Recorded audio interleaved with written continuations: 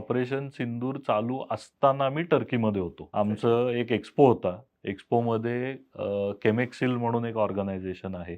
So ते chemical industry plus cosmetic industry, nutraceutical इंडस्ट्रीमध्ये ते पॅव्हिलियन्स घ्यायला तुम्हाला इंटरनॅशनल एक्स्पोजमध्ये मदत करतं. ते थोडे स्वस्तामध्ये पॅव्हिलियन्स मिळतात. तुम्हाला सपोर्ट मिळतो त्या देशामध्ये. त्यांचं पॅव्हिलियन होतं. आम्ही तिथे होतो आणि हे झाल्यावरती एक 20-22 कंपन्या असतील.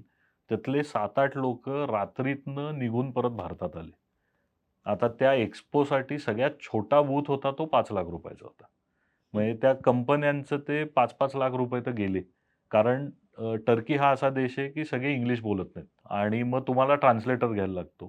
सो ती ट्रान्सलेटर जे घ्याल तुम्ही, ते काहीतरी पैसे घेत असतात आणि नुसता ट्रान्सलेटर बूथवर उभा राहून तुमचे लिफलेट वाटतोय, हे मार्केटिंग त्याला म्हणू शकत नाही किंवा बिझनेस डेव्हलपमेंटही तुम्ही म्हणू शकत नाही. अनलेस तुमच्या कंपनीतला माहितगार माणूस तिथं उभा आहे, तर तुम्ही मार्केटिंग कसं करणार? सो मग लोकं पळून आले भीतीने.